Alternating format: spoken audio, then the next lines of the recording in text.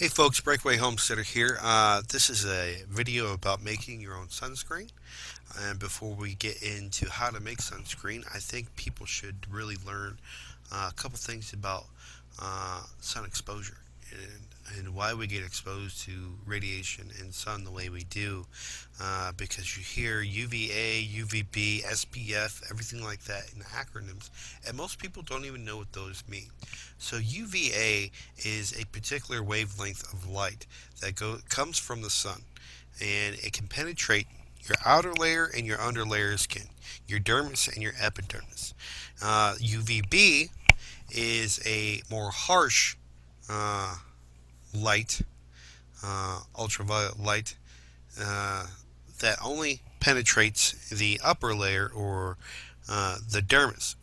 So UVB is the type of light that causes sunburn. UVA is not great, but UVB is even worse. And here's the deal: our atmosphere blocks about 77% of all UV from the sun. Uh, so when we get what's left here on Earth, we get more UVA than UVB. So the more UVB exposure, the better chances of having sunburn.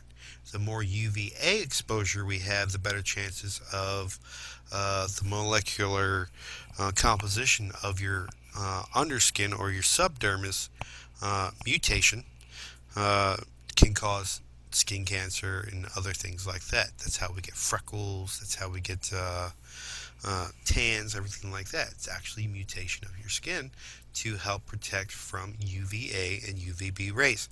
So, with that being said, let's talk about SPF. Sun protection factor is the name of SPF. It's a measure of how well sunscreen will protect your skin from UVB rays, because that's the ones that burn your skin, the kind of radiation that causes sunburn, damaged skin, and contributes to skin cancer. UVA also contributes to skin cancer. So the big note about SPF: it is measured by the amount of UVB exposure you receive. It does not determine the duration of exposure. So when you put sunscreen on the layer on your skin, you're not protected all day. It just protects you from UVB rays, and it filters that UVB ray into your skin. So you may not get as much at one time, but you are still getting UVB rays, and it's still bad for you. So you got to think of SPF as a water filter. You think of a gravity water filter. You got the top, and I'm dumping water in, and we'll call that UVB.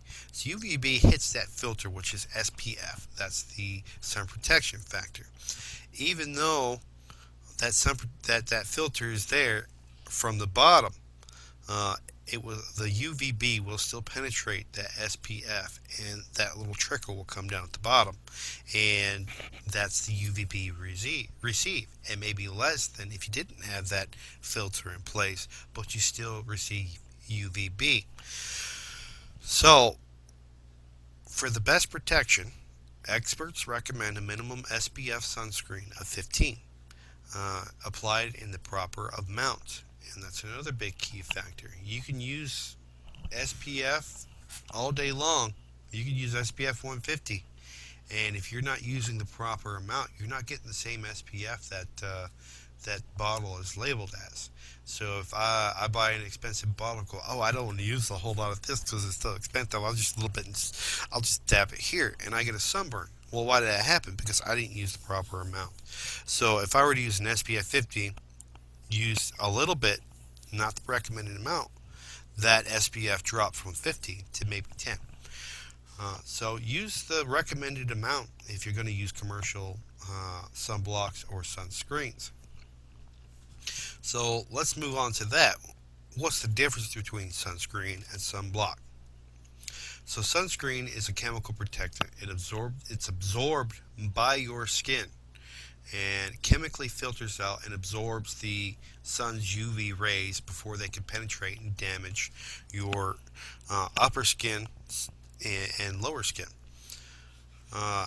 Sunblock, as the name implies, usually blocks the rays from penetrating your skin. So it's a layer that sits on top of your skin and it's not absorbed by the skin. Some of it is absorbed, but it's a layer. Think of it putting sunglasses over your skin, or putting a shade over your skin, and it's going to prevent that sunlight from penetrating your skin. So that's what a sunblock is. So absorbed and unabsorbed. Sunscreen and sunblock. So natural versus chemical sunscreens. All commercial sunscreens that you get from the store, majority of them are not natural.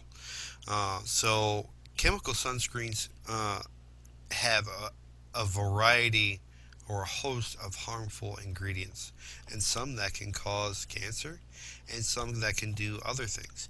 One of the largest ingredients in commercial made sunblocks and sunscreens is titanium dioxide.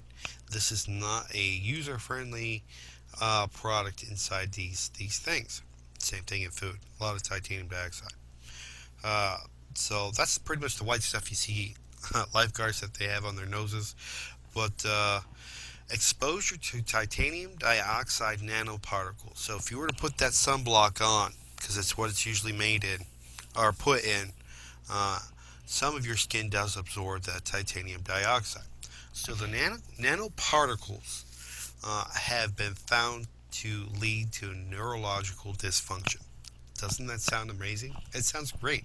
Let's head to the store and get some and put it on our skin. No.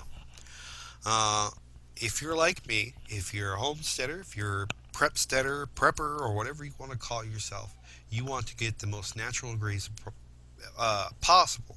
You want to know what's in your sunscreen, and you want to be able to list them on one hand. And you want to know that you're going to get the most natural product possible. So there are a host of natural ingredients, and we go with plant ingredients. I mean, you could put butter on your skin if you wanted to, but it would have an SPF, but I wouldn't recommend it, or lard, or whatever. So we're going to stick with plant oils. Um, so I'm going to pop up here a list of plant oils and their SPF, their sun protection factor of what they are. So you have raspberry oil, which has an SPF of 30 to 50. Carrot seed oil, SPF of 40. Wheat germ oil, SPF of 20. Macadamia oil, 6. Avocado oil, 4 to 10.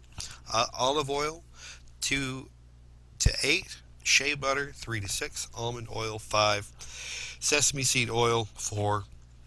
Hemp seed oil, 6. Jojoba oil, 4. Coconut oil, 2 to 8. So all these have an SPF, and they're all natural, and especially raspberry and carrot seed oil. Uh, Disclosure now: if carrot seed oil needs to have a carrier oil in it, it is not meant for exposure to your skin at its full strength. So we're talking about natural oils and essential oils here that can be used, and they have an SPF all the way up to 50 SPF. That's pretty substantial, and it's natural. So when you're going to make your own natural sunscreen, you want to be able to look at this list and figure out how you want it to protect yourself. So the recommended amount's 15. Go a little above beyond that. That's great. You can mix your oils, but here's a note about that. So let's give you an example here. Hemp seed oil has an SPF of 6. If I were to take hemp seed oil, which has an SPF of 6, and add jojoba oil, which has an SPF of 4, that does not equal an SPF of 10. You cannot add their SPFs together. It equals to 6. It equals to the maximum amount of SPF one particular oil works with. So if you're going to use anything, use red raspberry oil, because it's going to be a 30 to 50 SPF on it. The more you use, the higher it'll be in SPF, and you can use other oils to make it the way you want to make it. So the last thing, how you want your sunscreen to be. If you want it to be oily, use oily oils, or you can use a carrier oil, or you can use fractionated oils, and they will have the same SPF. If you want it to be more lotiony, you can add things together like shea butter to your oil, um, or whatever you want to use, and that'll make it more lotiony.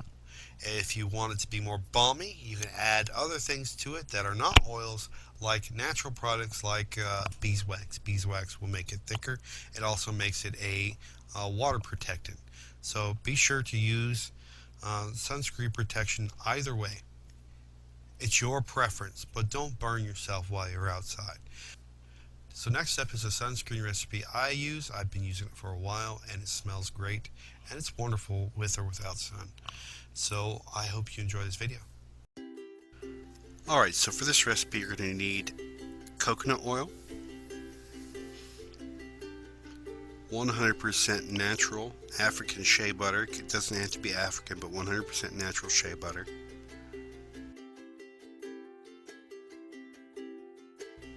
Beeswax. And red raspberry seed oil. This is cold press red raspberry seed oil. So you're going to start with 3/4 cup of coconut oil, and you're going to get that in the pan and you're going to have it on a low heat because it melts pretty quickly, and go ahead and let that melt.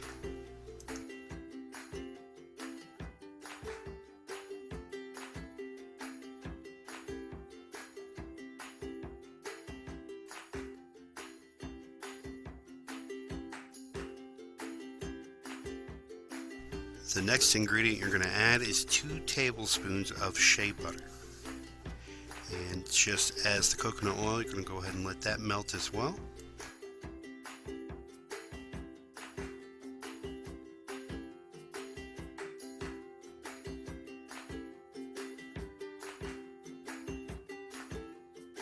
The next ingredient you're going to add is your beeswax. At this point you need to be careful because your oil is starting to get pretty hot, so just make sure not to splash yourself and go ahead and let that melt inside there and be sure it doesn't stick to the bottom of the pan.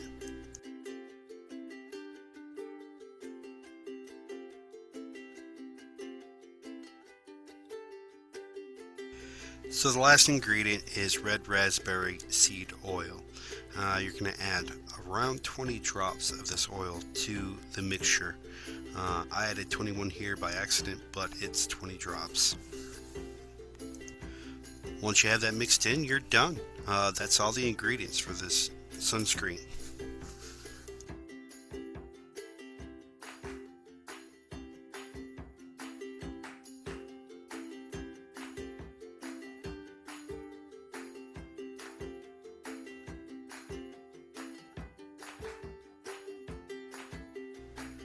So once you've fully mixed everything together, you're going to go ahead and get a jar out. I prefer an 8-ounce jar. It's perfect for this recipe and it fills right to the top. You can use a larger jar, but you'll have to make a larger amount.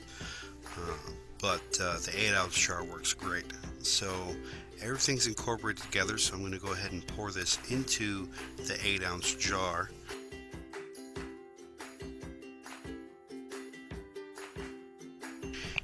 And notice I'm not holding the jar. It's because I don't want to burn myself in case I spill some out.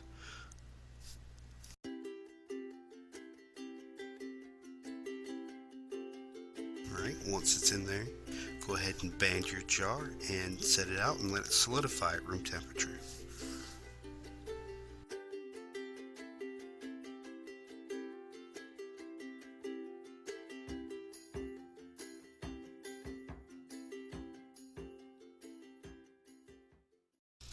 Alright guys, so here's the final product. Kind of looks like the beeswax, the color of the beeswax. That's because of all the oils and everything like that, and the shea butter gives it a nice yellow color. So it sets at room temperature, it'll solidify, but it'll be more like a salve. It'll be thick but not too thick because that's what you want. So let's go ahead and open this up. I've used this already. You can see on the inside it's more like a salve, and it's very easy to use and applies very well. There's no, it absorbs very well. It smells good too. And there's no real smell to it. It smells like a little bit like coconut oil, but other than that, it's good for your skin. Whether or not you're going to be using it for sunscreen or if you just want to use it for your skin. So I hope you enjoyed this video. If you did, give it a thumbs up and subscribe to our channel.